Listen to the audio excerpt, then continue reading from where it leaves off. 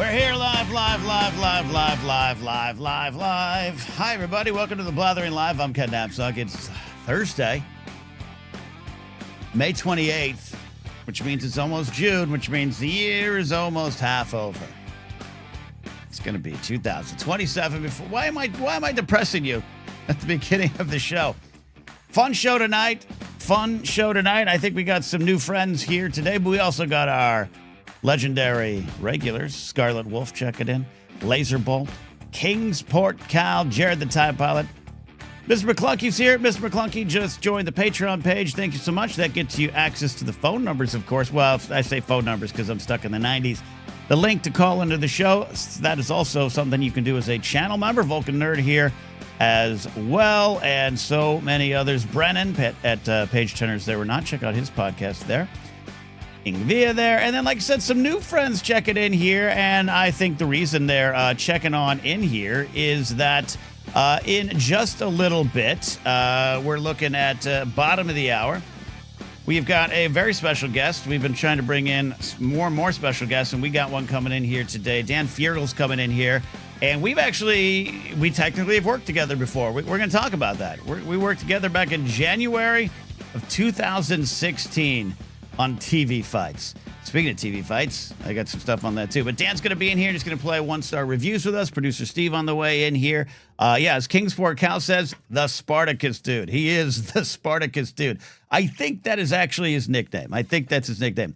Also, EJ on Days of Our Lives. We might talk a little. I'm not going to force him to talk about soap operas, but I might want to talk about it. I'm an old school Guiding Light fan. Let's talk about it. So we're going to be doing that bottom of the hour. And also, very important, Dan is going to be talking to us about Fractured Shards, which is the graphic novel series that he has been putting out with comics to movies and a great team. And they've got 4 volumes out already, and we're going to be going into that a little bit here with him today as well. Just talking about his choice to work in that medium. And I'm fascinated by that as well. And it's I've been flipping through the pages of Fractured Shards, and it's looking great. But I'm really excited for him, more than anything, to play one-star reviews with producer Steve, who's racing it. And, we got folks who saying, look, I'm here for Dan. That's great news. Look at that profile. Jen, Feuerriegel fan, has a great profile picture with Dan. Dan's a great dude, and his fans, I can already tell, are very loyal to what he's doing here. So we're going to have a lot of fun talking to him. Nate's checking in here. Hasn't seen me in a long time. I have a feeling. Oh, Mandalorian Jedi, a.k.a. Scarlet Wolf, says, I love Guiding Light too. There was a summer, think about the summer of 92. Every day during summer, I was glued to Guiding Light, 2 p.m. Pacific time. Maybe it's about 3. And we'll talk about that. I don't do much acting more these days, but I think I wouldn't mind being on a soap opera. I really think that'd be a lot of fun, and we're going to talk to Dan about that. Also, we are going to take your calls. If you want to call into the show, we'll probably take one here before we get down to the bottom of the hour, before producer Steve comes in here. Britt says, same. I'm a big Days fan. Yeah, I love the Days. This is great. Welcome to the Blathering, by the way. If you're new and you're here for Dan, I understand. That's why we want you to come on in, but we'd love you to stay around and be part of the family too. We have a lot of fun here. Live Mondays, Thursdays, most Saturdays, and other things here. Jen says Fractured Shards is awesome. Yeah, I've been flipping through some of the stuff with it, and I love the comics industry. I love the comics medium and graphic novels. I think is a great way to tell a story, and I definitely want to talk to Dan about that. So I mentioned up top for those that know, I appeared on Screen Junkies Movie Fights this week, returning to that. It was a great time from a certain point of view. It was a frustrating time from another point of view, but I'm just so happy to be back. And if you haven't watched the episode yet, it's up on Screen Junkies YouTube page. Still going strong. I know some people were like, man, I didn't know Movie Fights was a thing. They're trying to bring it back, and they've been bringing it back in a special capacity, but they'd love to do more of it. So watch it. If you're like, hey, I missed Movie Fights, I'd love to have it back, then head on over, leave a nice comment about me. A lot of people not leaving nice comments about me because I, dare to actually love Star Wars, the thing I study for most every day of my life. But head over there. And I don't know when it drops. It might be out there. But Roxy Stryer and I got to reunite for TV Fights, a very fun episode with Winston A. Marshall, Ed Greer, Soups, Matt Ramos, debating the boys. And we had a lot of fun. And I was in the fact checker seat again and absolutely had a blast. And we'd love to do more. So it was a fun kind of reunion, fun kind of going back into the past, which can always be dangerous, right? Can always be a little dangerous when you go in the past and you want to stay there. But I think it's best to build from the past and move forward with the past, with who you are, change along the way, experience new things, and maybe things you did in the past can help you in the present. I don't know. We can get philosophical. We can get deeply philosophical here. So yeah, there we go. Svetnik, watch the show. Thank you. I appreciate you. I think you did a good thing there.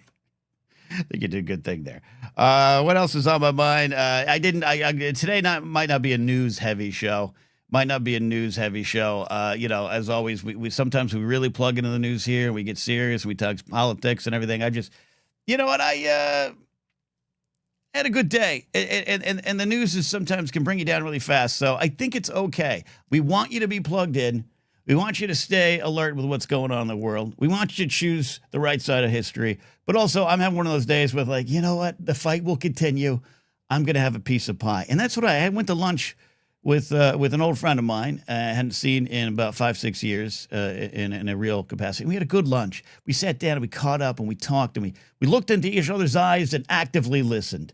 And at the end of it, I had cherry pie with ice cream on top. And I am a blob right now, but it feels so good. Speaking of food, I think we're going to take a call here. Again, bottom of the hour for just tuning in. Dan Fiergo will be here, and we're going to play one-star reviews, which is our silly little game with producer Steve, who is racing in here from a work event. And then we are also going to be talking to him about fractured shards and getting some information on that. And then he and I, in a weird way, Dan and I are going to catch up, and I'll bring this up to him when he pops in here. Dan and I are going to catch up, but we're also going to kind of get to know each other. We did work together 10 years ago, and I kind of forgot about it, and he forgot about it, and then we both had this like, oh, yeah. So that's good. Let's, major problems here. Good to see you here, my good friend. Still here, been real busy, all love. Thank you for being a channel member. Vulcan Nerd says, blueberry or Dutch apple pie for me. Here's what I went with. So I'm a cream fan. If you have a insert fruit and cream pie, I'm in. Giggity. They offered a banana cream pie, but they offered a strawberry and cream pie if it was seasonal. And I ordered it with the full hope that I could get that strawberry and cream. They said it's not seasonal. So I ordered the banana cream. So did my friend. And this is the kind of hero I try to be. The waitress came back and said, so sorry. We only have one banana cream pie left. And I said, he can take it. He can take it. And we did that compassion gridlock thing where we both like, no, you take it. No, you take it. You take it. But I won. He took it. I had the cherry pie. Speaking of food, let's bring in Jared, the TIE pilot, calling on the show, channel member, Patreon supporter. Jared, how are you, my friend? I'm doing really well, Ken. How are you today? I'm having a good day. And I think sometimes, Jared, in this life, when you have a good day and you recognize it, how often do you recognize you're having a good day, Jared? I mean, I can recognize it. We're not going to say they happen often. I didn't ask if they happen often. But yeah, no. I know when I'm having a good day. But you know what I'm talking about when you're like, sometimes we go, man, that was a good day 2 years ago. But I was like driving back and I was like, you know what? I had a good thing happen with culture, faith, and politics today. We might be booking some big guests that I was working on getting. I got a writing job for next week with Screen Junkies. I was like, that's great. That's cool. And then I had cherry pie. And I was like, you know what? I need to stop and recognize that this is a goddamn good day. That's what I mean. It is. Today's going to be a good day, as the man once said. It's going to be a good day. But you were going to call in with an update on hot dog talk. And this is important to me because I am actually going to Dodger Stadium to watch a baseball game tomorrow night for the first time since, I think, 2015. The last time I was at Dodger Stadium was to see Lady Gaga in concert, one of my life-changing nights. And I loved that evening and loved the experience. But I haven't seen a baseball game, and I'm going to be having hot dogs. So, Jared, let's have a hot dog talk. Yeah, it's one of those random things. I'm like, I feel like we might have discussed it on the show in past food segments, but I just couldn't put my finger on it.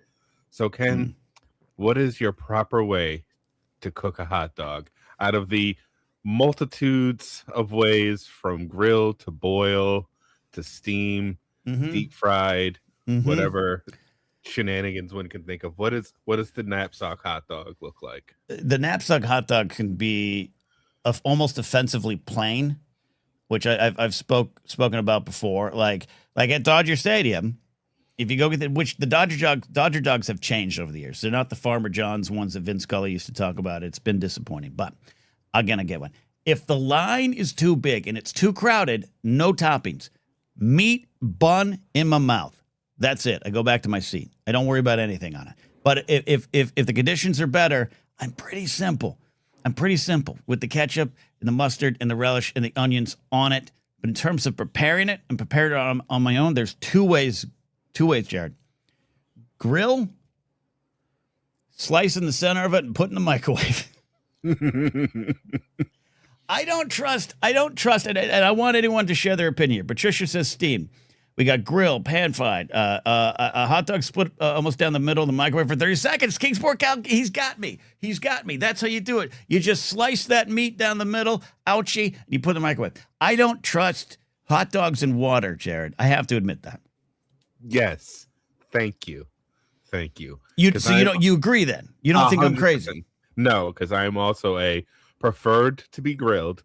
But let's put it this way: when it's 11:30 at night and I just need to do something, no, a few hot dogs in the microwave for a minute. I don't cut them. I just I let nature take its course. Sometimes that's how I kind of know they're done.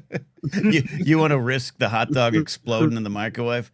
There's nothing better than cleaning up hot dog bits from the inside of your microwave. Which brings another question up, Jerry, because this crossed my mind. How often do you clean the inside of your microwave? Oh, weekly at least. Weekly. Okay. So I will say I don't use mine as much as I used to. I switch to stovetop whenever possible. But at the height of my microwave use, I have to admit it might be as little as monthly. And I'm surprised I didn't catch anything. I don't know what I could catch. The microwave would nuke it all out. But I'll tell you what, you have to be aware of the angles. You could look in at it and say, it's clean, but it's the top you got to be worried about. And I don't pay attention to it. No, I feel you.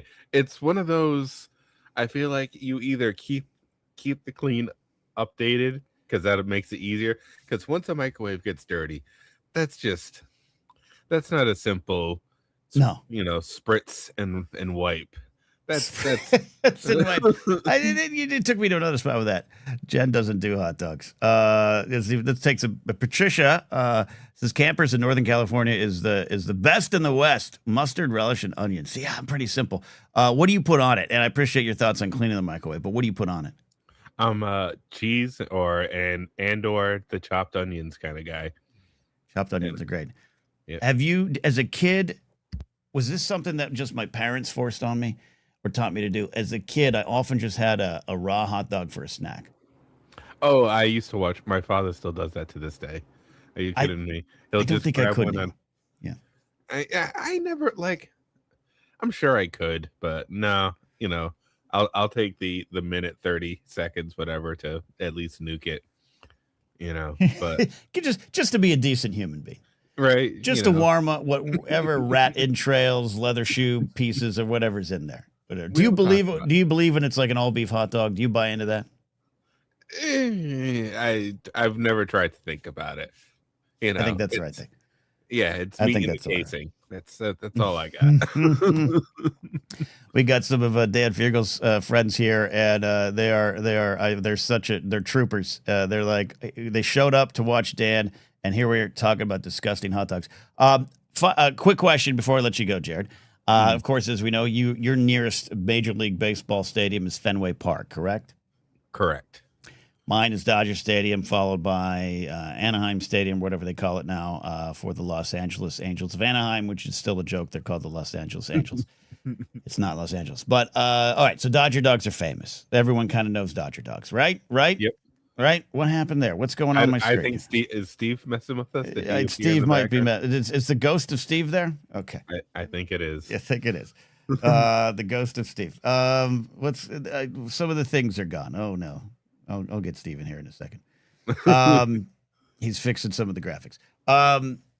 What is Dodger dogs? What is the go-to for Fenway Park? What do they think if I show up? Because I got to that center field bar and I had some soup or something, which was great. No, chili. I had chili. But if I'm going to the game, what am I getting at Fenway Park? Actually, I haven't had a Fenway Frank in Fenway in a very long time, because the correct answer, to those who know, is the Italian sausage cart, dude, outside on Fenway Drive, what used to be Yankee Way. Oh, yeah, it used to be. Yeah. Yeah, they figured out the whole Yaki problem. Yeah, a little bit, that's kind of a thing. Kind of a thing. I mean, I don't want to switch gears and go deep into the politics of baseball, but I think, we should have known a little bit about the Yankees when they were the Red Sox were the last team to integrate their team well into the late 60s. Like, might have been an issue that we should have looked into. The calls are coming from inside the house. A little bit. Laserbolt says, Comerica has great nachos. Ballpark Franks, which is the actual brand, is the history of it is intrinsically tied to Tiger Stadium, the old Tiger Stadium. I actually wrote a mini doc about that about 2 years ago. It's pretty fascinating. Jared, I appreciate you sharing all of your hot dog knowledge, and I'm glad you're with me on no hot dogs cooked in water. Exactly. God, no. I will take the gas station roller dog before I take a boiled hot dog. As will I. Give me a dog cooked at a convenience store on some possibly clean rollers. That's what all I'll right. take. That's what Have a good night, Steve. When you get in here, let's see. I want your dog take. There you go. Get a dog take from producer Steve. We'll be here shortly. Bottom of the hour, minutes away. Dan Fiergel's going to be here. And I'm like 90% accurate on his name, I contend. But we're going to have a reunion. Of course, as I said up top, we worked together 10 years ago. You couldn't probably tell us both that and say we would have been like, great, yeah. But I actually pulled up the booking sheet today. I have the date he appeared on TV Fights today. We're going to talk about Fractured Shards. He's going to play 1-star reviews. Producer Steve here in a second. As I've been saying, all the month of May. The month of May is sponsored by the motion picture in progress, The Arbiters. This is a 2D animated film that is in development, not even development. It is being made by Phil Svitek, my friend Phil. Check out the interviews did on the channel. Sarah Stratton, who is also playing the lead, Adia. It is a wonderful, just mythical saga being put together, and you can join the journey and support them. And here, while we get producer Steve in here, is a little message from Phil Svitek on the project, The Arbiters. I am raising $5 million to fund a 2D animated feature film called The Arbiters. In the spirit of Princess Mononoke and Suzume, it follows Adia's quest to find her lost friend, only to uncover a sinister plan that forces her to confront ancient elemental forces and her own inner turmoil in order to save humanity. I've written the script, assembled the team, and we're actively storyboarding the film, with over a third already completed. All that to say, this isn't just an idea, it's already in motion. Now it's about finding the right partners to help us take it all the way to completion. If you know investors, studios, or collaborators looking for bold, original animated storytelling, I deeply appreciate an introduction. And if you don't know anyone directly, you can still be part of the journey by supporting The Arbiters on Patreon and following the project as it develops in real time. All right. Cut myself off there. Let's bring in producer Steve to the show, checking in today. Steve, you made it. We were worried about you making the show tonight. Me too, Ken. I made it. I just returned from a wretched hive of scum and villainy, King's Landing, the Capitol, all of the bad things we could say about the place I just came from, Ken. You just traveled to Washington, D.C. I just came from a conference in Washington, D.C., Ken, and if 75% of the people that I interacted with on Blue Sky, Ken, were at this conference, they would have turned into the actual Joker, just from the all the AI buzzwords and all of the things that are ending society. Was there some ideating and circling back going on? I have so many things to circle back on tomorrow and Tuesday, Ken. It's going to be Circle Back Monday. Let me ask you this question: at this business conference you were at, what percentage of middle-aged white males were in multicolored polo shirts? It's more like, okay, percentage-wise, 97. Ken, it's more like which of the men. If it wasn't a polo shirt, it was a full button down. That's my go-to. But were the collars on the button down different than the color of the shirt? That's all I need to know. On a few. Okay. It's the loud color people. They do like orange shirt, white collar, or they'll Yeah. do, orange shirt, and then they'll have like a purple little pocket for pens and cookies. Got to have a on the multicolored breast. pocket. Yeah. Yes. Yeah. Well, we're glad you survived. Did you learn anything? Yeah. The driving in DC continues to suck. I went right past the under construction UFC dome cage. You gonna go? You're so close. No. You gonna go? You get free tickets? No. But there was a bunch of people outside, like, taking pictures and everything. I saw all that. I saw the construction on going under by the White House, because I drove right down Constitution, Pennsylvania Avenue, and I had happy hour in K Street. It was like literally the worst place in the world, Ken. Like literally the worst place in the world. That's amazing. Yeah. God bless. I don't make enough money to have happy hour in K Street, Ken. Those people pay like $16 for like a shitty cocktail. Mark Ellis and I were doing, for a while there, but once a year we'd go out and do comedy in DC and do a weekend there. And one night after a show, first of all, everything kind of closes early, which you'd think all those young politician wannabes, up on cocaine would want to be out late. No, bar, and we got to a bar and the sliders were like $13 each. Right. Ridiculous.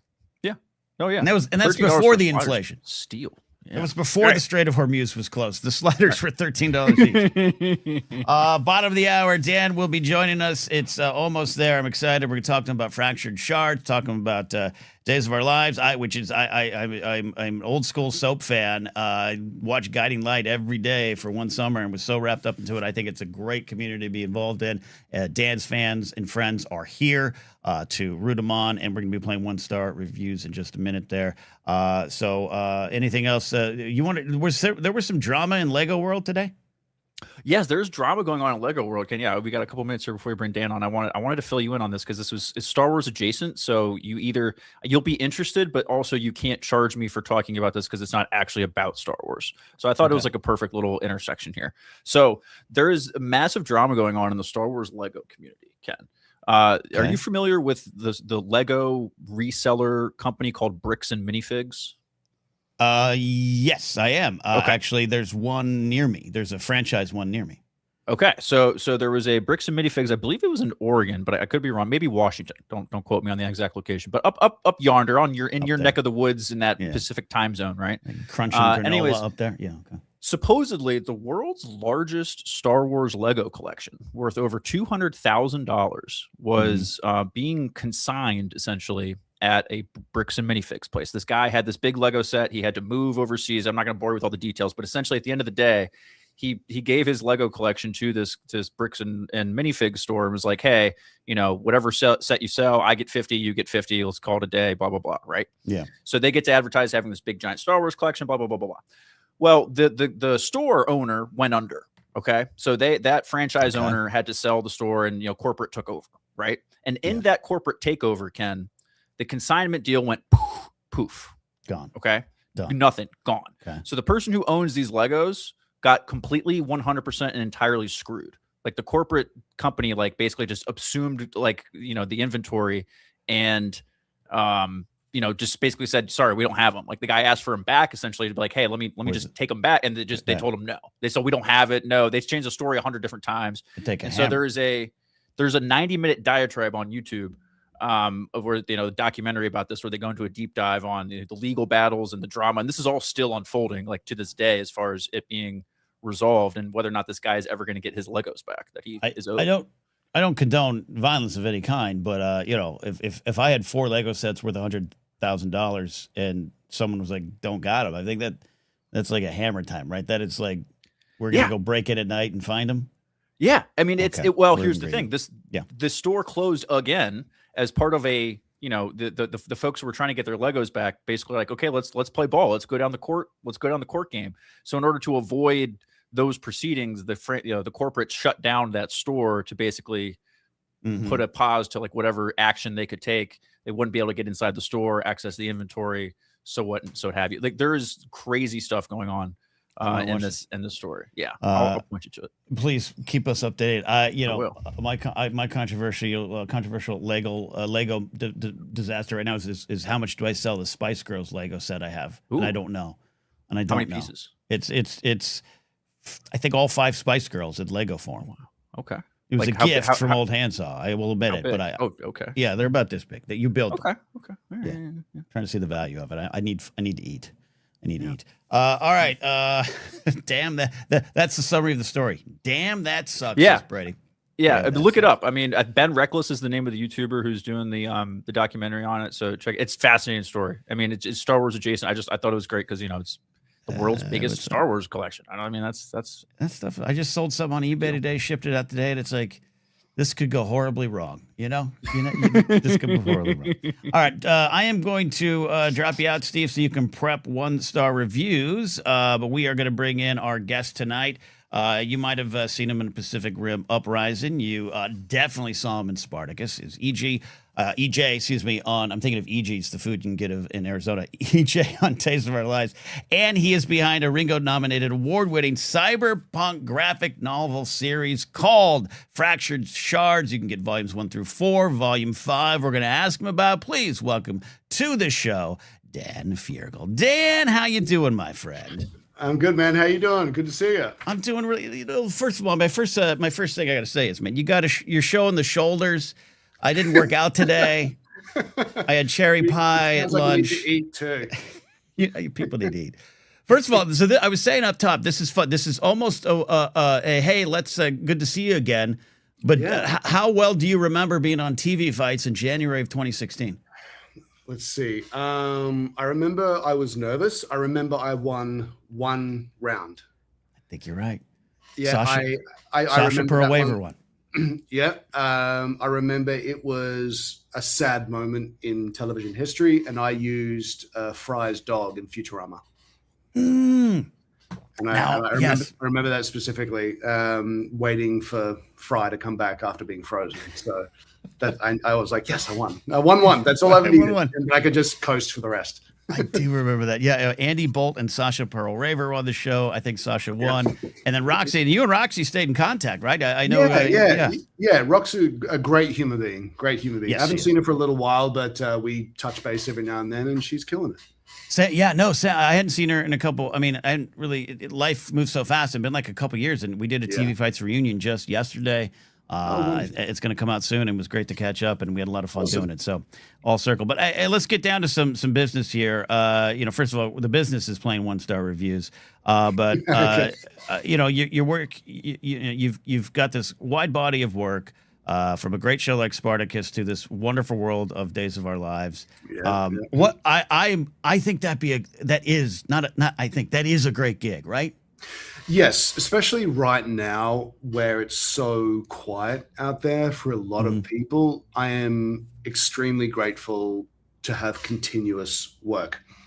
Hey, Jen. That's probably the best thing about it. It feels like a continuous 9-to-5 job. I've been doing this for 20-something years, and probably about 8 of them is actually work. Yeah. And so I'm very grateful. It's a lot of work, actually. Most people might not know, but I will shoot maybe 30, 40 pages a day. So I'll do that, go home, learn those pages, do it again. But sometimes it's a really good schedule. Like I'll shoot at 8:45 in the morning and be done at 9:30, and then I can go home. Oh my God, really? Yeah, that's amazing. And see, then even more reason. Do it again. Yeah. As an artist, as an actor, someone connected to your characters, no matter how long your shoot day is, how does it feel to just like be able to live in that character's body for like 5 days a week? It becomes like just normal. Whereas, at first, for the first couple of months, you start working out the character, you try and kind of figure out things and what you can do and make choices here, make choices there. But now I just go to work and boom, just immediately into it. So you just get used to it, and you make decisions and choices based on the character that you've done for 5 years. And it just becomes so much more relaxing. That's good. And then you've got fans behind you, right? You haven't done anything so bad on the show that they're turning on you yet, right? Well, they won't turn them. They like the fact my character is basically the asshole of the show and the evil guy, and so I've done some pretty horrific things over the years. A lot of stuff that happened for the previous guy who played EJ. Okay. So yeah, I don't think I could do too much for them to turn on me.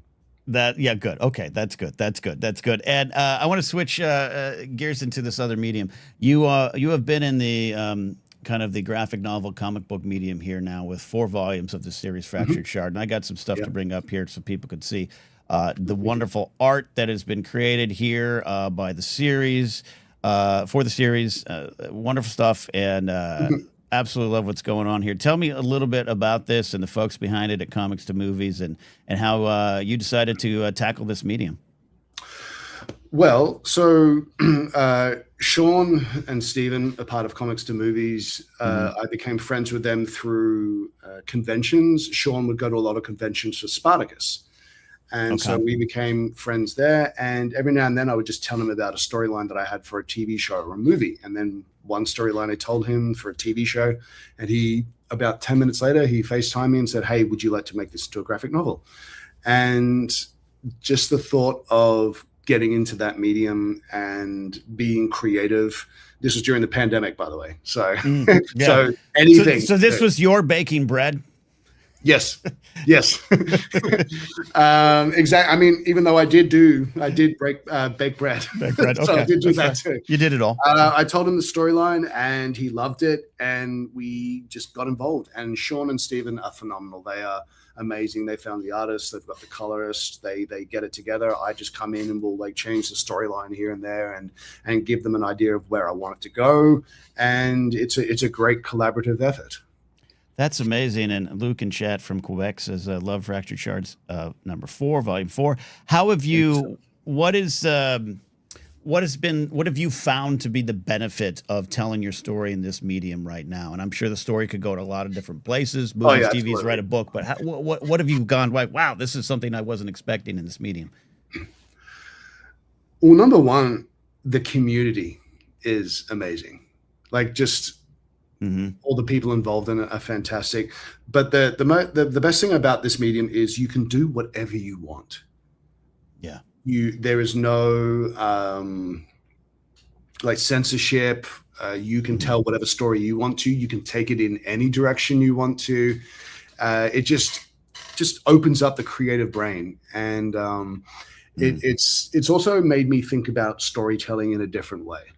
Yeah. When I first went into it, I was thinking of like a TV series, which is an hour-long script, or a movie, which is 2-hour-long script, or hour and a half, or 3 if you're Avatar. And I would tell that story, and then Stephen would like write it into graphic novel format. And at first, I was a little bit kind of taken aback because I was like, "Well, what about this and this and this and this?" And he goes, "No. You have to just, it's a little bit different. You got to tell a different story." And that has been something that's been good for me, is just to get my head around it. Different way of telling a story, which has been great. It's great for the brain. Sounds absolutely wonderful. And clarify for me, I know you've got 4 volumes out. A 5th is being dreamed up, on the way. Where are we at with that? So we're currently getting Ricardo is inking it, and we're almost done with that. And then we'll send it off to Kevin to get colored, and then once we get that, we'll put it all together. Stephen will do the writing on top of it. I'll come in and do my part, and then we get it out there, and we'll do a Kickstarter and get it moving. Yeah, that's amazing. The crowdsourcing these kind of projects is I think the wave of not the wave of the future. I sound like a boomer. It's the wave of the future. They got computers now to make it. But I about 5 years ago did a board game with my friends Josh and Mark and Eric Bass from the band Shinedown. We created a board game, and we were like, "Great, we go sell it now, right?" And people were like, "You fools! You have to like kickstart this. You have to like crowdsource it because that industry is kind of it's in a weird spot." And we were surprised to find that not only is that a great way to do it because the board game came out, but there was it offered a lot of creative freedom, and I think that's sounds like that's what you are all experiencing at Comics to Movies and here with Fractured Shards. Absolutely. Like Sean was very experienced with this at Comics to Movie, and so it was all brand new for me. And it's great for building your community. It's great for just independent people who don't have the Marvel machine or the DC machine behind it or a machine behind it. You can, as I said, build your audience, and you can get people who believe in your work and invest in you. And it's a fantastic way for, Tom, Dick, and Harry to be able to, get their creative projects out there. Yeah, I love it. Everyone can have a voice and a desire. Yeah, absolutely. We're going to play 1-star reviews here in a second. And for those watching live, I'm having my internet's a little weird. Dan, you look crystal clear. On the replay, you'll be able to see my face. But I want to ask you, what is one thing you miss about running around in almost nothing on Spartacus? What is one thing about that show you miss? Oh, man. Not having to learn as many lines, having more than one take, getting more coverage, but also just the group. Yeah. It was a fantastic bunch of people, and I've been able to maintain friendship with a lot of them. But most of us all kind of spread out across the way, like going back to Australia, or I'm not in LA anymore. Yeah. And that was probably the best part, is just a great bunch of people. Love hearing that. I'm sure fans. And being paid to get fit. Yeah. Okay. Maybe that helps. That's what needs to happen with me. Okay, yeah. Maybe I'll finally get to it. And Australia is one of the places that's on my list to maybe finally get to. So what we were talking about, hot dogs. Please go. Yeah. At the top of the show, we're talking about our favorite hot dogs. What's the one thing I have to eat when I'm there? Oh man. Let's see. And Tim Tams are acceptable.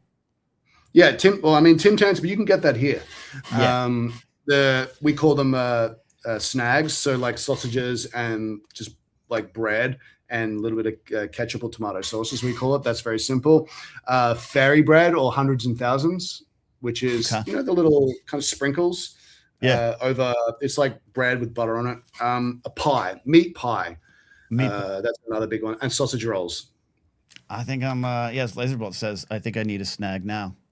Yes, absolutely. It's a multi-use phrase right there. Multi-use phrase. All right, Dad. Thank you so much. We'll at the end of this, we'll make sure people know where to find not only you and Comics to Movies, but anything more in Fractured Shards. But I'm going to bring in our personal Jesus, producer Steve. Steve, how you doing again, buddy? How's it going, everyone? Dan, great to meet you. Should we snag now or snag later? Snag it up. Stag it up. So Dan, I'll set this a little bit up, and then Steve will take over here. You're going to be competing against me. It's a vicious competition here. It's 1-star reviews. Steve has picked real life 1-star reviews from the website Amazon.com, owned by everyone's favorite villain, Jeff Bezos. Real 1-star reviews, and we're gonna get 3 real items, and one of them is what the review goes to. I think that makes as much sense as possible, right? Yeah. Okay. That made sense. All right. Are we ready? Steve, take it away. Do it. Here we go with 1-star reviews. As Ken so eloquently put, I will give you a review, show you 3 items, and you guys will guess what is the correct one. Here is review number 1. Clogging my nib, which is a medium, and had flex, but I don't remember reading that in the description. Here are your choices. A, the hamster water feeder. B, the fountain pen ink. Or C, the electric vape pipe, I guess we'll call it. Yeah, electric pipe. I would go B, the ink. Okay, I think you're going my nib, which is is this how we do it? Do I take chance? Yeah. Or? Oh yeah. No, please jump in. Yeah, no, you're good. Sorry. You're good. No, you're good. So that's I'd say a nib is probably like the little pen that you maybe suck the ink into it. It has flex in it, so probably it's clogging the nib, which is the little hole where the ink comes out of. So that's what I think that is. What's funny is clogging the nib does sound like an Aussie term that we aren't familiar with here. Yeah, it does, right? Doesn't it? I wasn't expecting I'm going to clog my nib tonight. Yeah, you're like, what is it? Oh my God, what does that mean? Oh, I'm just going down to a restaurant and ordering French fries. What are you talking about? Yeah, exactly. But my friend Maud Garrett back in Jedi Alliance days was like, I'm gonna like knack on my Mackers or something, and she was like, it's just having McDonald's in your car. McDonald's, like, oh, yeah. all right, so you're going B. I'm gonna, you know what? I really like your thinking there, Dan. But I think in order to split this up, I think we're in the same ballpark on what clogging a nib would be. Yeah. I'm gonna have to go A because I do love feeding wild animals, and I'd like to have that feeding bottle there. So I'm gonna say A. You're gonna go B. Yeah. Take it away, Steve. Here we go with answer number 1. It was A, the clogging the nib. Dan was right about everything about. I learned so much about fountain pens putting this together, Ken. Oh man, Yeah, good stuff. There So that's what it is. Okay. clog. Yep. So Dan is up 1 to nothing here. So artists would use that these days, wouldn't they? Yeah. Yeah. Dan, Well, how I many didn't know times, anything about that. Dan, how many times have you clogged your nib? Do we have enough time? We got all night. All right. All right, here we go. Review number 2. My stuff is out of order, so let me make sure I click there. Clicker. Here we go. Review number 2. This ripped my baby hairs off. Oh God. My baby hairs. Okay. My baby hairs off. Which item is it? Is it A, the Highland Cow heated pillow? Is it B, the charcoal deep cleansing nose strips? Or is it C, the Bluetooth massager? I'm so gonna heated pad, nose strips, and a massager. Yeah, right. This sounds like a fun Friday night. And that's it. That's the review. This ripped my baby hairs off. This ripped my baby hairs off. All caps. 1 star. All right, I'll jump in first, and I'm gonna go a wild card decision here, and I'm gonna go with B. You'd want that with B. I'm gonna go A. I'm gonna go that there's something with that cow and sleeping on it rips off some sort of hair you don't want. Yeah, I was looking at B, but you don't have baby hairs on your nose. I was actually like, can we pick the same one, or do we have to go something different? We could totally pick the same one. Yeah, absolutely. I think A as well. If that's a heated, if it's a heated pad, then a girl, when she's on her period, she's probably keeping it over her stomach and maybe does something like that. Oh, like that's to feel better. Yeah, I like where you, I like that's outside the box thinking. There you go. All right, A and A. A and A. That little Highland Cow pillow is so cute, isn't it? It's so. I was so happy when I found that. Unfortunately, it's probably evil too. Unfortunately, you're both wrong because it's the Bluetooth massager. Okay. Yeah, I mean that would make sense. Yeah, that would not be a fun experience. Using a massager and getting your hair ripped out. Oof, that would be. God. No, thank you. See, part of this game, Dan's new here, but part of this game is trying to get inside the mind of producer Steve of what might be obvious, but what could be, there you go. But Dan's these still are all up things 1-0. that he's tried. Excellent. Yeah. Got it. I'm convinced half of these are his reviews. Exactly. Yeah, exactly. I can source these. All right. So yes, after 2 questions, Dan is still up 1-0. Here we go with review number 3. This is a first. We have a first year and review number 3 on 1-star reviews. Our first ever fill in the blank. Oh, God. Update. We broke up. I broke up with this cute blank. I have to stop choosing by looks. It turns out this cheeky bugger was quite unsubstantial and very flimsy. Wow. Wow. Okay. Here are your items. A, the wireless and Bluetooth tie rack. B, the finger padlock. Or C, the electric can opener. Unsubstantial and very flimsy. Yeah. All you, Dan. I just love that this person had a very personal relationship with whatever item this is. They were very clearly emotionally invested.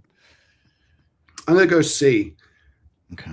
Because that looks kind of cute, I guess. Yes. I like your thinking there. I broke up with this cute blank. I have to stop choosing my looks. I'm gonna go A. I'm gonna go tie rack because it kind of looks like a little spaceship almost. Like it looked like it might be in Star Wars, or in Fractured Shards Volume 6 when you take it to space, maybe. Yeah. The space, battling with Freddy. Exactly, Freddy in space. All right, A, C, and A. We're in. C and A. And after review number 3. We still have one question to go, but after review number 3, Dan is going to clinch this with the electric can opener as the cheeky bugger that was flimsy and unreliable. Sorry, Ken. Cheeky. Dan, how many household appliances have you fallen in love with? I don't think that's appropriate to talk about. Just, that answer came from a place of truth inside your heart. It did. That does secure the victory, but we play to the end around here for points. So let's go. We play to the final whistle. Here is our final review for the evening. Review number 4. I bought this thinking it would be a fun way to pass the time while sitting around, but it's an absolute nightmare when you don't feel well. Oh, God. Okay.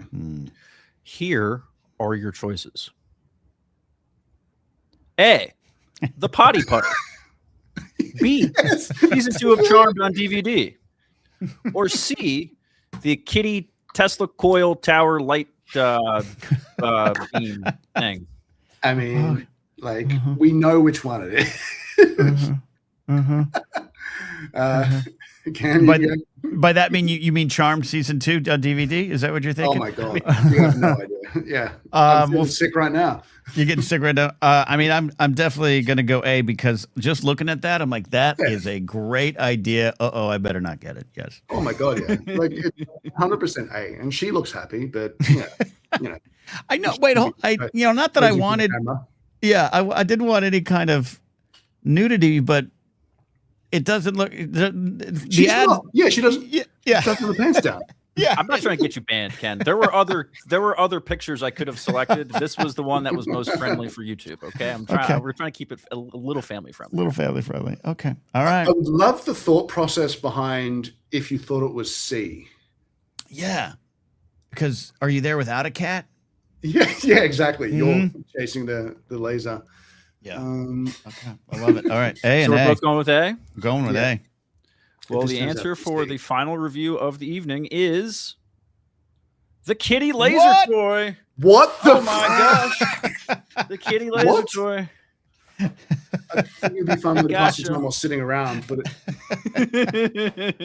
so you want to read it one more time? There it is. I bought this thinking it would be a fun way to pass the time while sitting around, but it's an absolute nightmare when you don't feel well. I guess it makes you dizzy. I don't know. Yeah. Okay. Or is it? Or if the cat's just bugging the hell out of you? The cat is just. The cat is just driving you wild. Yeah. I think that's got to be it.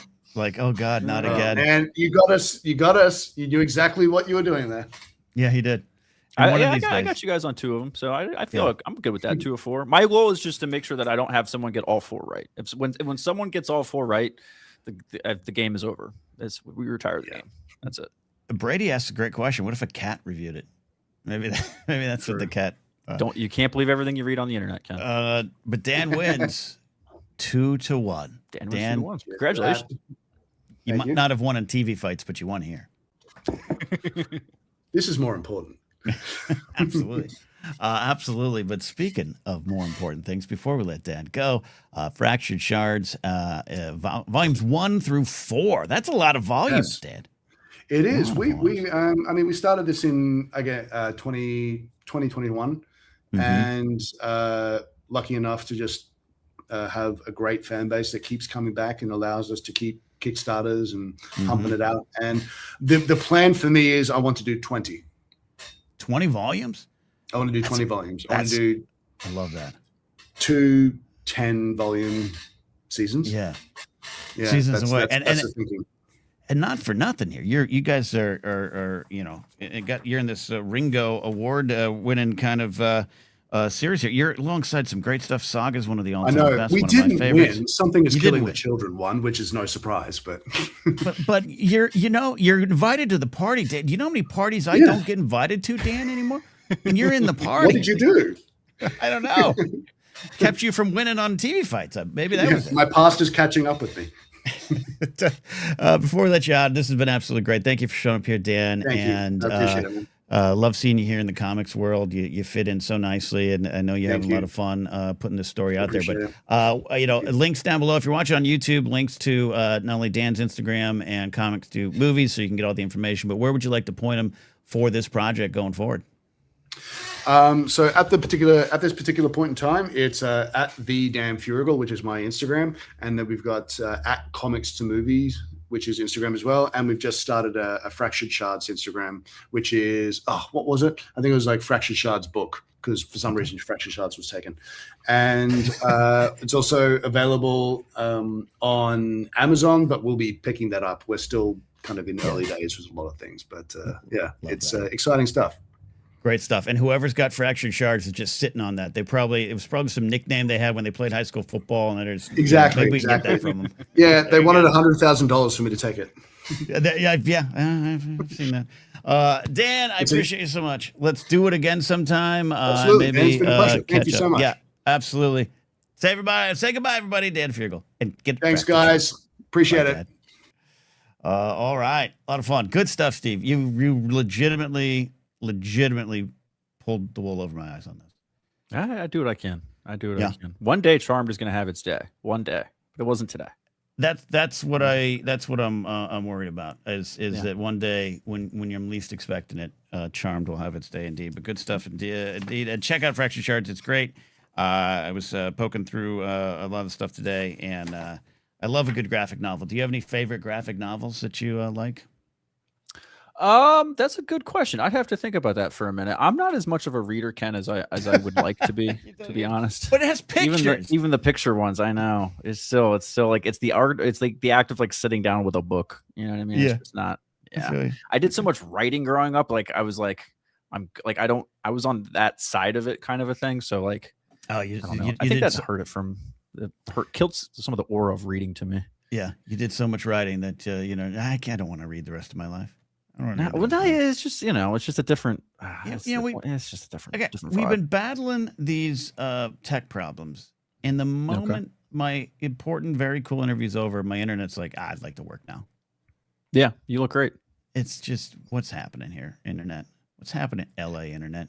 So for what it's worth, you've sounded fine the whole time. Yeah. So. And we put the replay out, and that's going to be a lot of fun. So it's going to be good. Yeah. We got some graphic novel choices in here. JMB Volkadirt says Trans Metropolitan.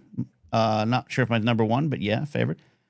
Kingsport Cal says Watchmen, of course, the graphic novel, or V for Vendetta. Jared Disciple says Spawn. There you go. And pretty soon, all of you, if you haven't checked it out already, you're going to list Fractured Shards in there as well. So awesome. Steve, I don't want to put the pressure on you, but I'm looking at your list of things you're like, I got to talk about tonight. And okay, Ken. Yeah. You know, whenever I send you a list of things, the last thing it ever is we got to talk about it. No, don't back off on it. Oh, we did get it. Okay. It is very much. It is. We talked about the things. How's parking in DC? Awful. I paid. You want funny story? You want to hear my parking story today? I swear to God, this happened. So I paid $36 to park. I'll get this comped, but part of it I won't. I paid $36 to park to get a spot downtown before I left. I did it like on the little one of the apps, like a spot, a hero, Park Hero, whatever it is. So I get a spot like a couple blocks away from the convention center that I'm going to, and it's one of those take your ticket with you things. And so I take my ticket with me. I leave after being at this place for 8 hours. Didn't have my ticket with me, but I had already paid on the app, right? So I'd already paid for the spot. But I didn't have the ticket that allows the little robot arm that rules the world to, let me leave the garage. So the fact, like, there was no way for me to make the robot arm accept my prepaid ticket or my prepaid parking pass without having the little ticket that it prints out. So I had to click lost ticket in order to get a ticket. Right. So embarrassing. Guess how much a lost ticket costs no matter what, Ken? $50. So $50. I paid $86 to park in downtown DC today. Do you get to get reimbursed? I'll get the $36 reimbursed, but the $50 like if I ask for that $50 back, my boss is gonna be like, "You're a fucking idiot." I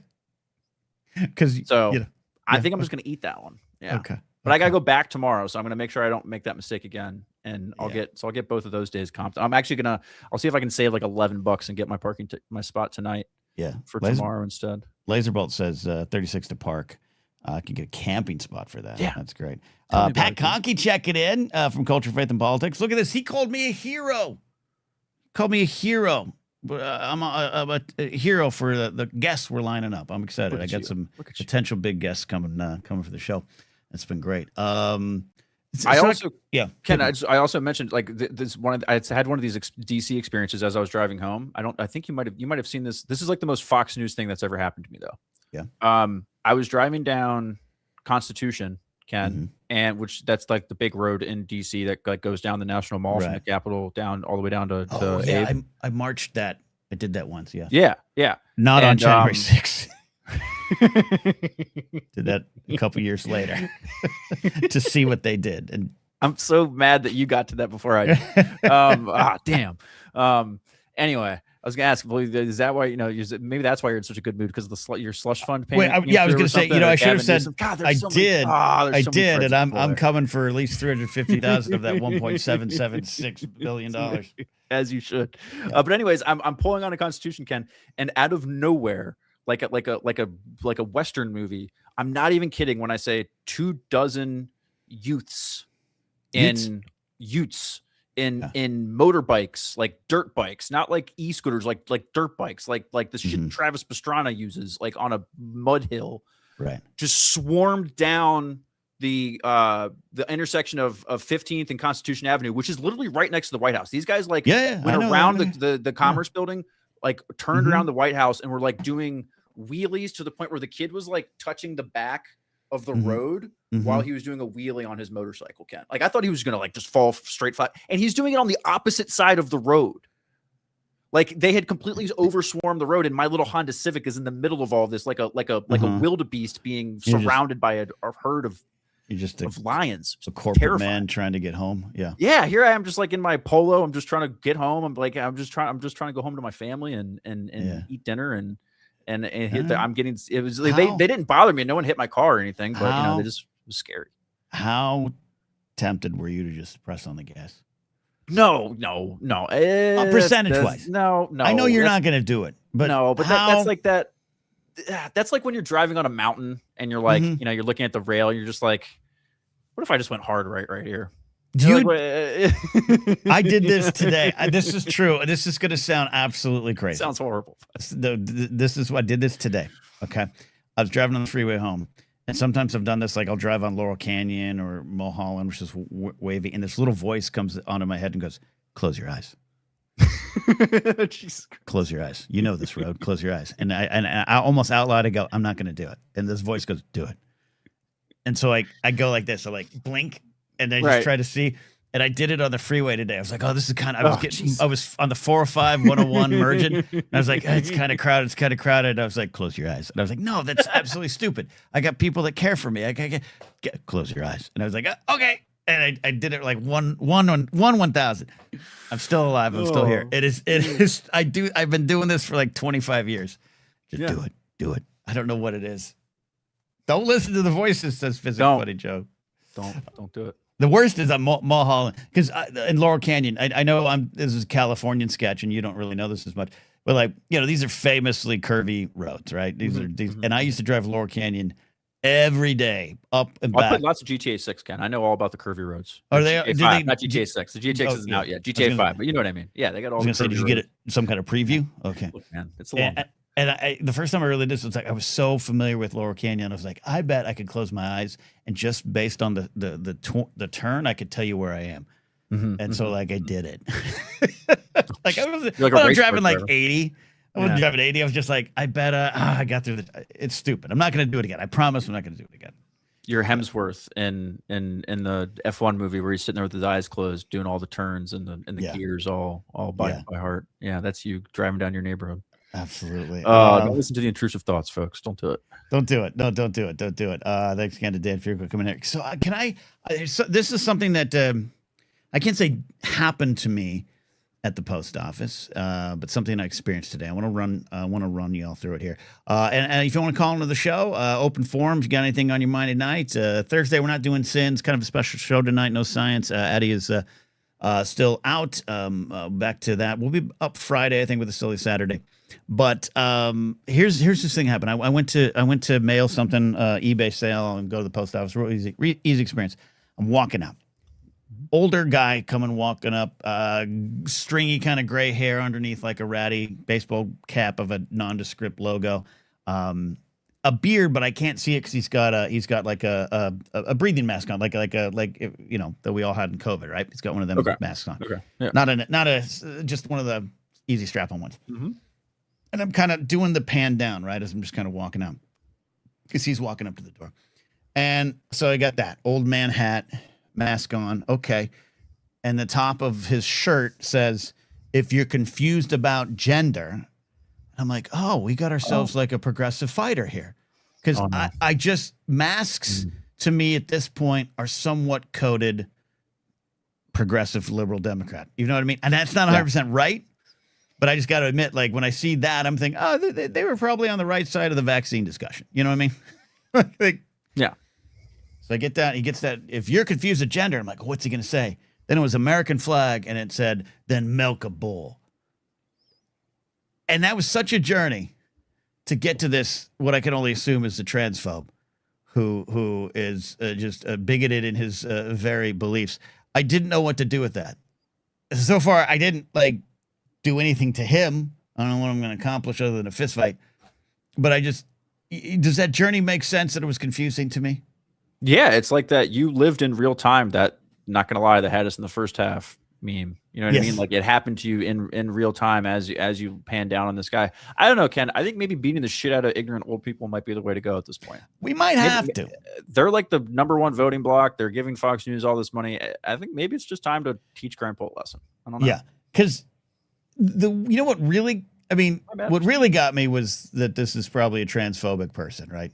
That this is probably just a bigot of all kinds. That got me. That's number one. But the second thing was that it had like an American flag on it, as if this was some sort of American ideal. And that was the hubris that made me want to stick a boot down the back of his throat. Just imagine just the bottom half of that shirt. Yeah. Just the American flag and then milk a bull. That's great. Go milk a bull. Imagine if you did the scan from the bottom up, how that journey may have been different. You know what I mean? Like, what kind of shoes was he wearing, the pants? And then you read milk a bull, American flag. You're like, what is going on here? Yeah. And like, I'm not joking with my thought process. Like, I know it's a big sweeping generalization. It's like you see every person in a Cybertruck and assume who they voted for. Yeah. Is that 100% correct? No. As Mark Ellis says in his joke, I like your chances. So we love bastardizing. I can't even talk today. By the way, did everyone watch on Movie Fights where I had like a stroke? There was late in the game, I couldn't get any words out. I got all the words out, but in different order because I was like so parched I couldn't speak, and I just. You were talking too long. It's one of those things like you gotta. It's like when a basketball player comes back after a long time. You gotta or like a baseball player. Like you gotta like. You really needed to pitch like 4 or 5 innings first before trying to do, a whole round of movie fights. You know what I mean? Yeah. Like you gotta. We needed to get you out there like on a. What do they call them? What do they call those starts where they put you into the minors for like rehabilitation? Yeah, there you go. Rehab starts. Yeah. Or you just like pick on some. Kingsport Houses. No. Everyone noticed because it was like, unless they edit, maybe they edited it out because it was so bad. I was like, I was talking to Perry. And I was like, it was like a Steve Carell and before he became uber famous in that Jim Carrey movie. And I also had a lot of blood in my mouth because for most of the movie fights, I was biting my tongue from the things I really wanted to say to some people. Okay. Yeah. Okay. I was trying to get it in because we were trying to have fun.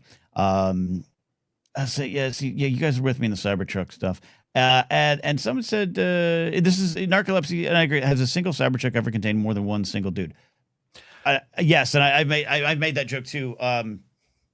But I live near like a dance studio, and so like 3 to 4, 5 o'clock every day, there's just a cavalcade of parents picking up their kids or dropping them off. You know what I mean?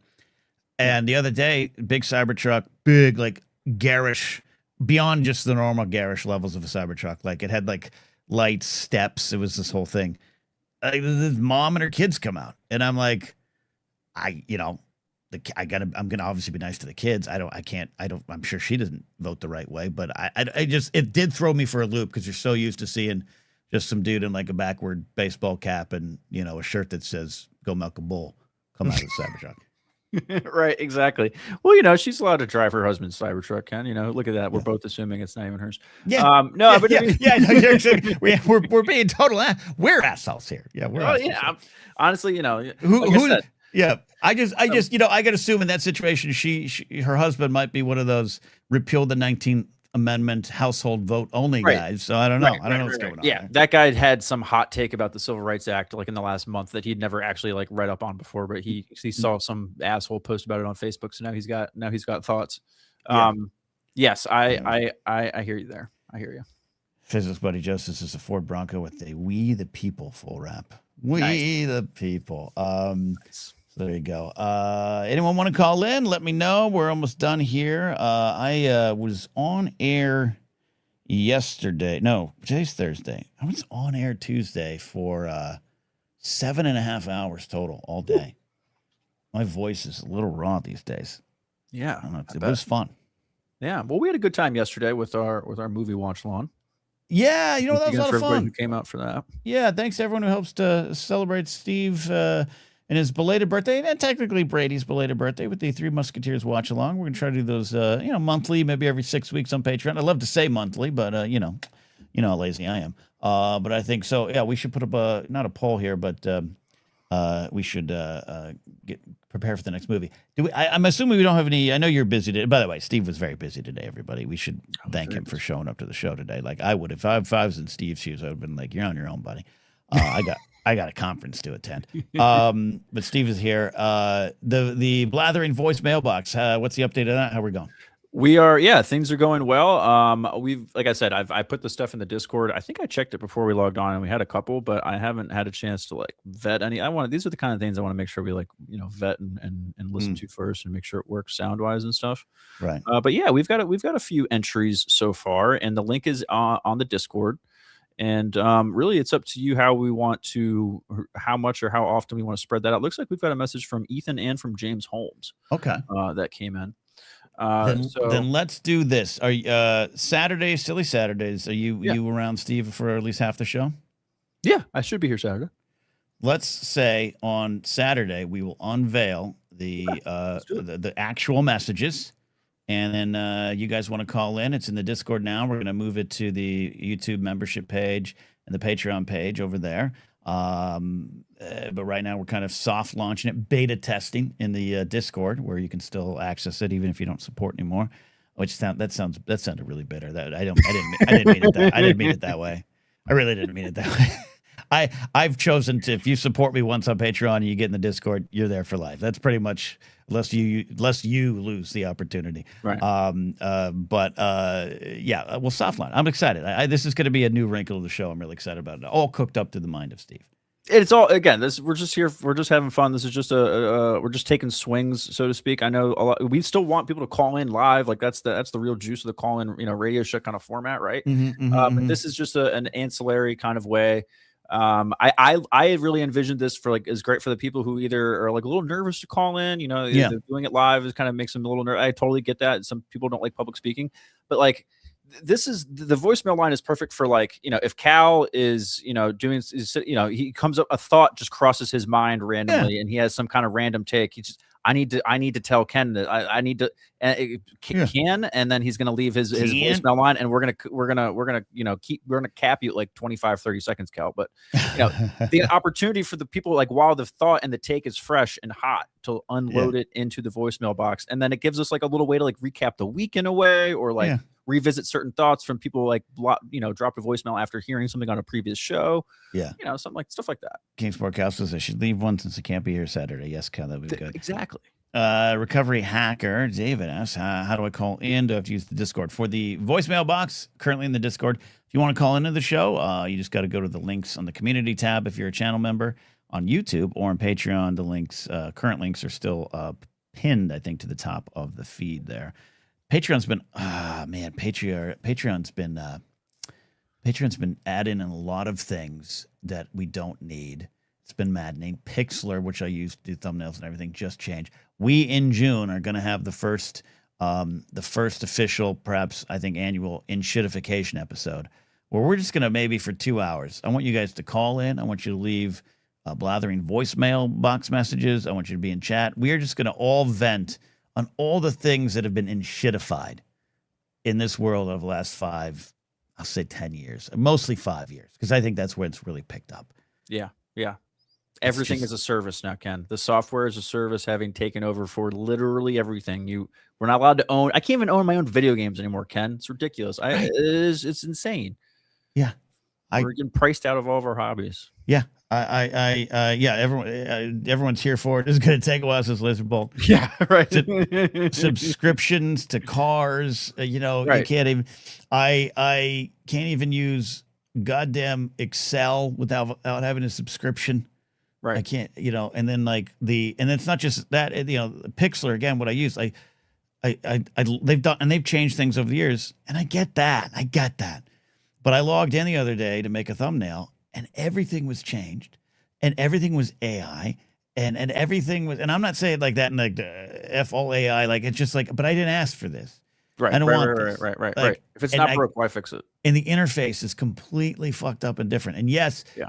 This is the shitification is beyond that, where a new interface, it's understandable to be like, what the hell's this? And you get used to it. Like, I wasn't one of those people that remember when Facebook would unveil its new look or feed or timeline. Right. And everyone would complain. Right. And I'd be like, dude, it's 2 days into it. I don't even remember what the old one looks like. Right. Exactly. Right. And I'm not saying that's a good thing or bad thing. It's just like, there's other problems in the world, but the shitification, where it's no longer doing the thing or letting you do the thing that it was there for. Right. And especially, and you're absolutely right. And where that comes from, the adding features nobody asked for, you didn't ask for them, Ken. But what happened is a talented sales guy told the company making the product, hey, you need this thing. We need to get this thing in there, which inflated the price of whatever it is that they sold. And now so it's like the theory of like the defense contractors, like, or like your health insurance charging you like $80 for a Tylenol. That's why everything's so damn expensive now. Call Harlow with a great line here. I'm sorry you're upset with the AI. Would you like to talk to an AI customer service representative about it? Yes. Is that what's happening to me when I roll up to Taco Bell now? Have you noticed this when you go to a fast food place? I've noticed this at Burger King and Taco Bell now in the last couple of weeks, Ken. You get a robot when you first pull up. I have heard of this. I have not personally experienced it. I can't remember the last time I went through a drive-thru. It's been about a month or two. I have heard of this, we're getting AI. It's AI. I guess I'm assuming because some of them sound very like obviously like a robot, and then other ones like I'm like I'm like damn, that one got me. Like I thought that was because I like answered like no map today, and then another person, a real person pipes up after, okay, what can I get for you? And it's like, oh shit, like that was weird. And it is hard to tell. It's but not like what is even the point of that? I mean, they're going to try to spin it on us, right? Like, hey, yeah, we're trying to get to your order faster. Right. Okay. And maybe it does, but I don't need the 10-second saved if that's going to take away a job from someone trying to get a McDonald's job to survive. Right. You know what I mean? Right. That's kind of the thing. That's it. And by the way, I would love to know if McDonald's, I mean, I know the answer is not, but like, if McDonald's is going to cost me $36 for a McDouble and a fry, I sure hope the people making it are actually able to pay rent. But of course not. I imagine that surely hasn't, that part surely hasn't trickled down at all. That's fucking insane. Yeah. Oh my God, absolutely. Yeah, no, that's the thing. That's, when we got Waymos and robots delivering food, and it's like, and then you're taking you're taking our jobs and like, well, you got to adjust, but all the jobs are gone unless you want to program AI. Right. I don't know. Right. Yeah. And that's even it's going to start programming itself pretty soon. It already is. Yeah. So yeah. Well, and a lot of people have brought up in chat, Physics Buddy Joe, Mr. LD Speeds, Mandalorian Jedi. They want you to use the app. I won't do the app ordering. Not out of old cranky man stuff. I don't have the time. I don't want to pull out an app and order food. I'm in the drive-thru. I don't do the app because I don't want cold food. I don't want you to make my food 10 minutes before I get there and have it just sit there. I want to order my food and then hopefully maybe it's hot. I can from my stint as an Uber Eats delivery guy, which I've got to be honest. I thought about. I think I need to go do it again. I can't take the wear and tear in the car, and the gas today $6.75 for the lowest level near me. Again, I can't be delivering you your Taco Bell for $3. Right. But yeah, I would. By the time sometimes I would get the order, it was cold sitting there. You could tell. Yeah. You could tell. Right. No Laserbolt says I park, use the app, and then bring it to me. Laserbolt just likes the power. That's what I got from that. Laserbolt likes to sit there and go, bring me my burgers. Oh, he misses the time when they would come out on roller skates and a tray and a little paper hat. I got news for you. Laserbolt's first job was that. Yeah, I mean, I worked at Johnny Rockets. I get it. I'm not too much further away. Abernathy's not wrong here though. I do it because I'm poor and earning free food hits. Hell yeah. I'm okay with that as being an app reason because I've got my 7-Eleven points. You know that, right? You know, I saved $2 yesterday on an order of juice. How do you not have like a 7-Eleven black card at this point? Like your 7-Eleven card should have. That's actually a great question, Steve. You know, I sometimes see the owner of my local 7-Eleven franchise. I think I'm going to ask him that. He walks his dog by my house. His dog is two pug Shakir, the only pun I like. And you're a liar. I'm going to ask him why don't I have back in the GPA days, the same guy ordered the twisted teas just for us. I'm going to ask him about that. We got a call coming in here from Recovery Hacker in a second there. Panda app says Brady says Panda app gives me $7 plates whenever the Dodgers win. What? Oh, that's cool. Yeah, that's neat. Yeah. Neat. Yeah. Abernathy says the free hot and spicy McChickens are good. You know what, Abernathy? I had a hot and spicy chicken sandwich the last time I went to McDonald's, and it was good. It was really good. I liked it. It was a fun ride. Yeah. Okay. I'm not sponsored by 7-Eleven because I look like this. I'm old. They want some young faces of all kinds, to be clear.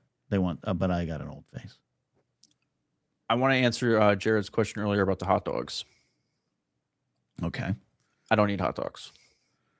You don't eat. Yeah, I'm not a dog guy. I burger guy. Ingvia. I messed up Brady's name. I was thinking two things at once. Abernathy's on fire tonight. Says Subway is rich people food now. He's not wrong. It was rich people food. Plume sent me $11 for tacos at Taco Bell. It's insane. Ken Plume, which by the way, could you all do me a favor? Go to Ken Plume's YouTube channel, subscribe, and say the Blathering sent you. Could you do that for me? Help a man out.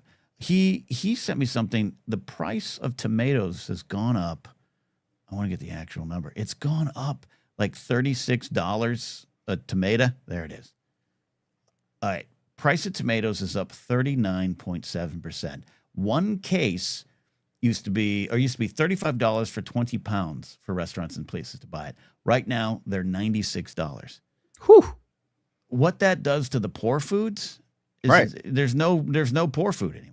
That's where trickle down actually happens, folks. It trickles down in that way. You know what I mean? The money doesn't trickle down. The shit getting totally effed is what trickles down. Yeah. Yeah. I don't think you can blame the Strait of Hormuz on the tomato prices. Laserwell says veggies are more expensive than weed. See, Jared's been right the whole time. Not here. Jared, weed's expensive as hell out here. Hold on, let's bring in Jared. Jared, how much how should we say this to protect you?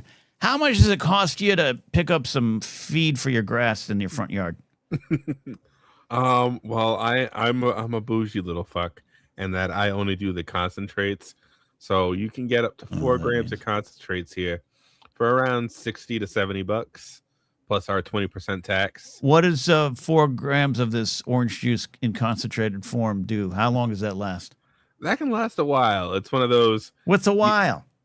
What's a while?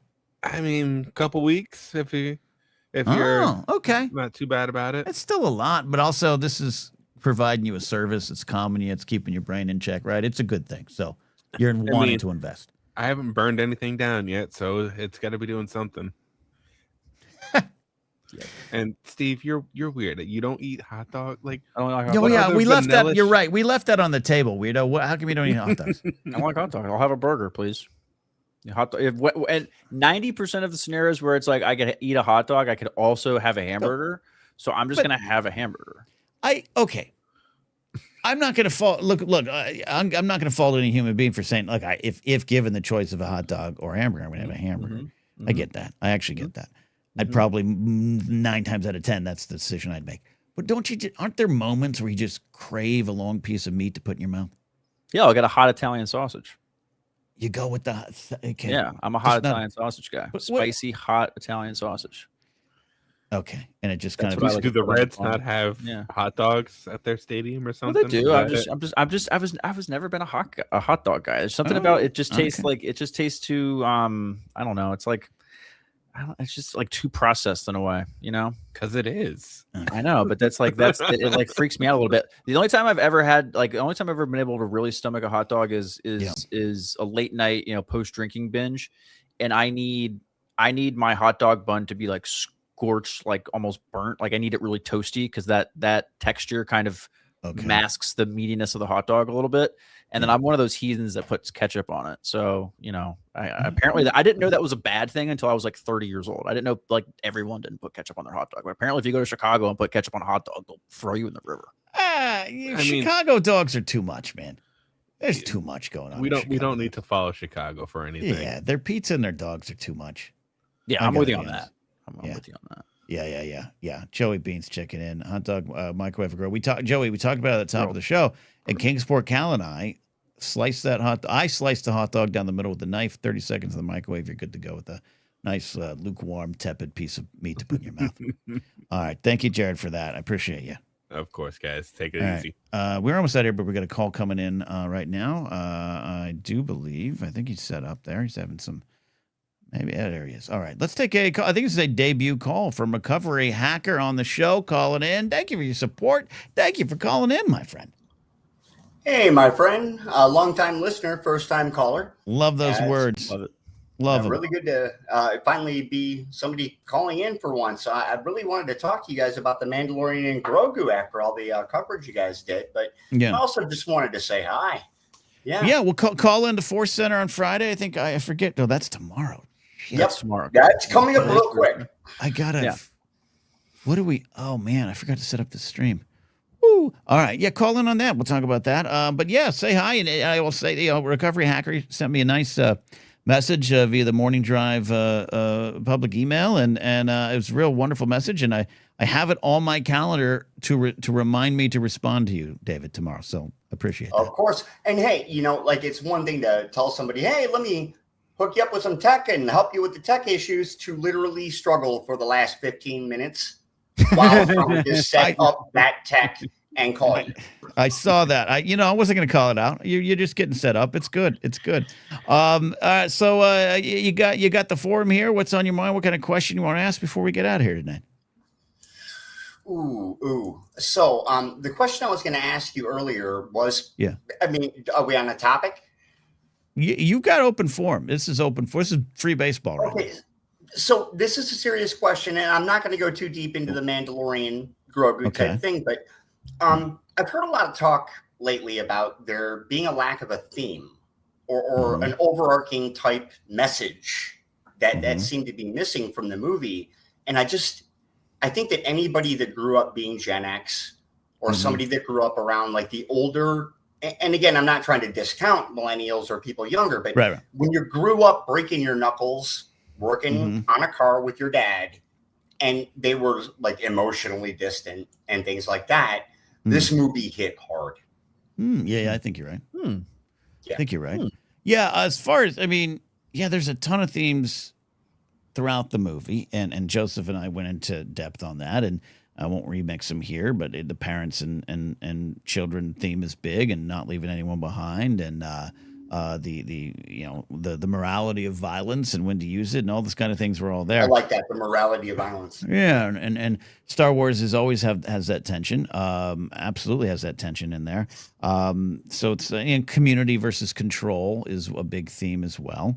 It's all there and it's all present. And I got to be, I'm playing it cool, but this has been my week of kind of at my wit's end of trying to talk about Star Wars specifically, because that's often what I'm paid to do, and to explain something like what you and I are talking about with Steve here, and then have the other people in the room look at me and go, sure thing, idiot. You're making that up. It sucked. And I don't know what to do anymore. And so, like, you did see the part of the video that I shared with you about the kids, right? Like, and how their lives are. And so, like, that has a strong meaning for me that there is this, people are like, well, Star Wars isn't political. It's like, I'm with you. I'm so with you. Like, I'm at the wall. I'm at the wall. Yeah, because what ends up happening is, and I put this on Blue Sky. I put a post on Blue Sky on Threads about this, and on Blue Sky I followed up with, this must be what it feels like to be like an environmental climate scientist when you're talking about 90s.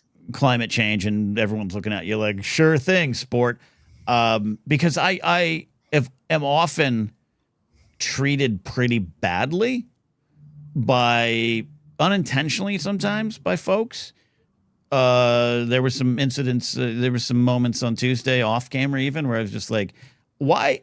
I'm like the smartest in the room and you're all treating me like I just fell off the turnip truck. How is this possible? Like, and I don't know how to fight this anymore. And I think this is why where we are in the world, where this is why we have who we have in the White House. This is why Spencer Pratt is on the path maybe to becoming the mayor of LA. And it does tie into this kind of stuff. See, Recovery Hacker, you opened up a lot in my brain. This is why I don't ask about Star Wars. Yeah. No, I agree with you, and especially in the aspect of when somebody when you're speaking logic, or we'll just say truth to power, the only thing they're going to be able to bludgeon you with is that sort of emotion. They're not going to be able to argue your points.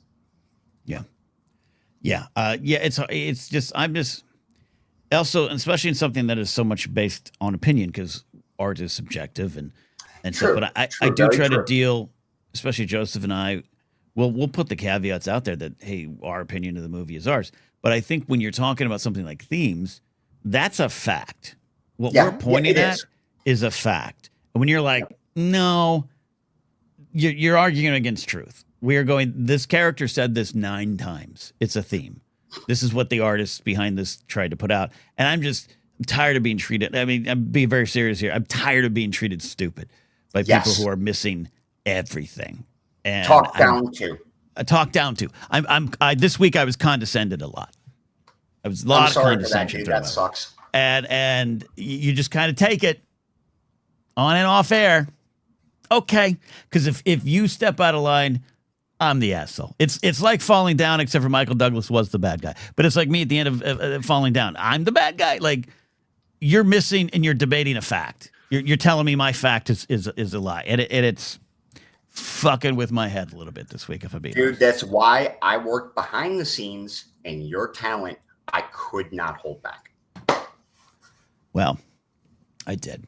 All right, we're about ready to get out here. I appreciate you calling in, buddy. And I'm going to respond to you. Appreciate your message. Appreciate your support. And please make it a regular thing.